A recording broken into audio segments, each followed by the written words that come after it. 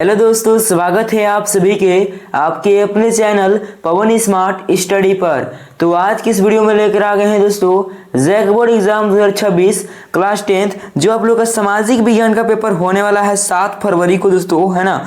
उसके लिए जो है वैसे क्वेश्चंस को लेकर आ गया हूँ जो सीधे आपके एग्जाम में देखने को मिलेगा। तो अंत तक बनेगा वीडियो में। अगर वीडियो पसंद लगेगी दोस्तों तो वीडियो को लाइक कर चैनल को सब्सक्राइब जरूर कर लीजिएगा और अपने दोस्तों के पास शेयर कर दीजिएगा। चलिए तो बिना किसी देर के आज की इस वीडियो को स्टार्ट करते हैं। तो ये देख लीजिए दोस्तों, कुछ इसी प्रकार के जो है आप लोग का पैटर्न देखने को मिलेगा, है ना। चलिए हम लोग देख लेते हैं वो क्वेश्चन कौन सा है। तो ये देख लीजिए दोस्तों, क्वेश्चन ये है ना। और पहला क्वेश्चन ध्यान देंगे क्या कर रहा है।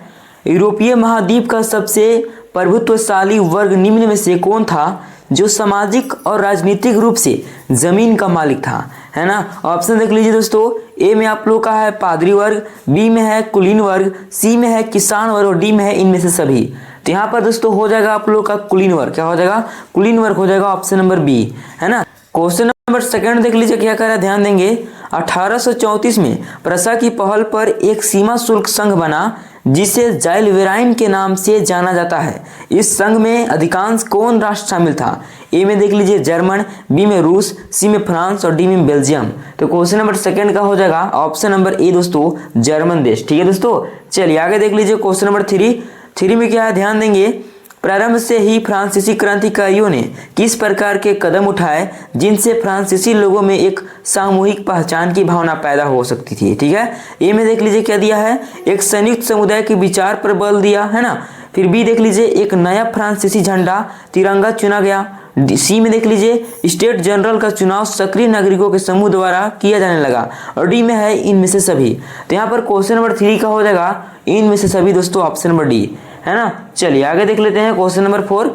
और 4 में क्या है, ध्यान देंगे कि 1920 के दशक की शुरुआत में एक उग्र गुरिल्ला आंदोलन गुडेम की पहाड़ियों पर फैल गया, है ना। गुडेम भारत के किस राज्य में स्थित है? ये जो क्वेश्चन है दोस्तों बहुत ज्यादा इंपॉर्टेंट है ना। गुडेम जो है दोस्तों भारत के किस राज्य में स्थित है?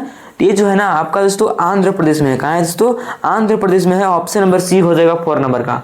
ठीक है, चलिए आगे देख लीजिए क्वेश्चन नंबर 5 में क्या है कि अवध किसान सभा का गठन करने का उद्देश्य क्या था? ए में देख लीजिए लगान को कम करना, बी में आपका दिया है बेगार को समाप्त करना, सी में है अमीनदारों का बहिष्कार करना और डी में है इनमें से सभी। तो यहाँ पर दोस्तों 5 नंबर का हो जाएगा ऑप्शन नंबर डी, है ना। इनमें से सभी यानी ऑल ऑफ दिस जो है ऑप्शन सही हो जाएगा, ऑप्शन डी। ठीक है, चलिए आगे देख लीजिए दोस्तों क्वेश्चन नंबर 6 में क्या है कि भारत में से अफीम का निर्यात कहाँ किया जाता है? पुर्तगाल, चीन, अमेरिका, यूरोप।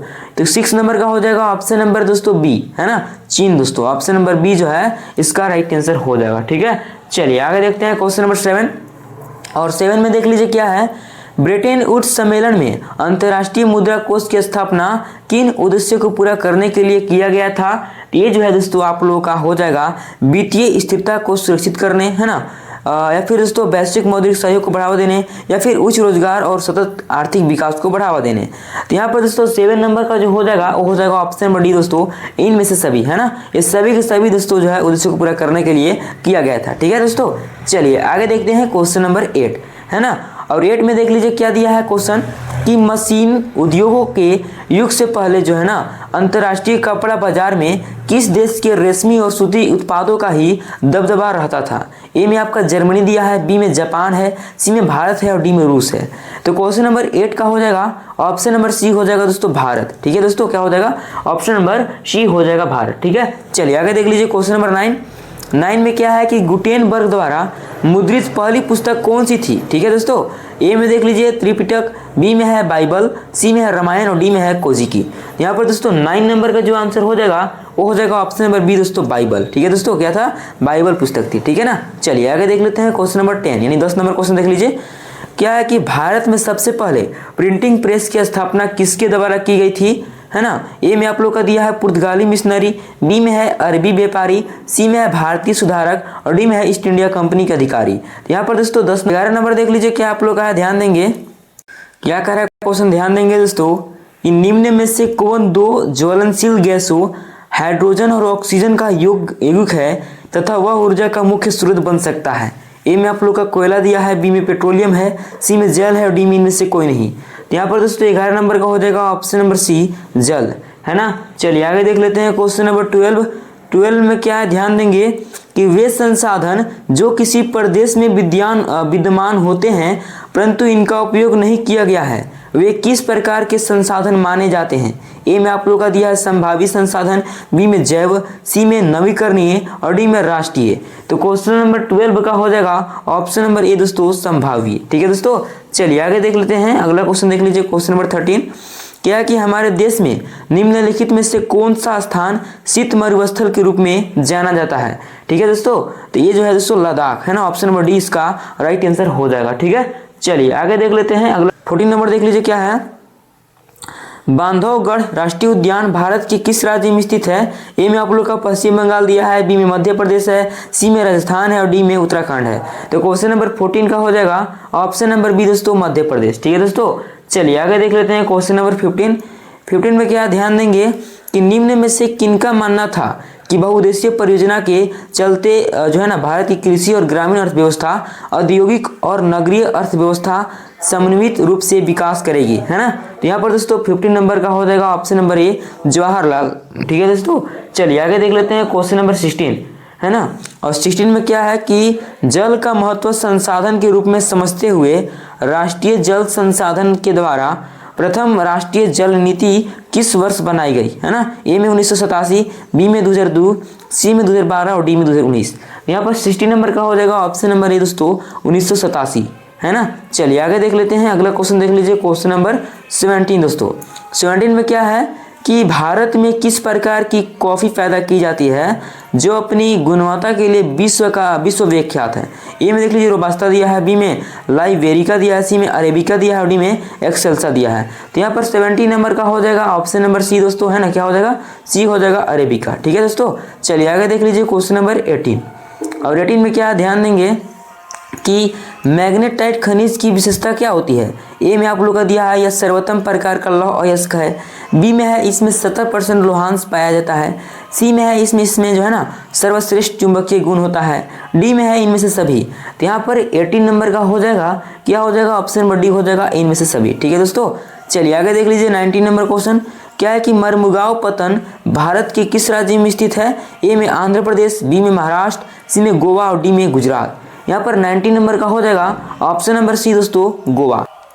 चलिए आगे देख लेते हैं क्वेश्चन नंबर 20 नंबर में क्या है, ध्यान देंगे दोस्तों, है ना, कि सरकार को उत्तरदायी बनाने में निम्न में से कौन अपनी महत्वपूर्ण भूमिका निभाता है। ए में जनता, बी में राष्ट्रपति, डी में सी में स्थानीय सरकार और डी में इनमें से सभी। तो यहाँ पर दोस्तों हो जाएगा ऑप्शन नंबर डी इनमें से सभी, है ना दोस्तों। क्या हो जाएगा, इनमें से सभी जो है इसका राइट आंसर हो जाएगा। ठीक है, चलिए आगे देख लेते हैं क्वेश्चन नंबर 21।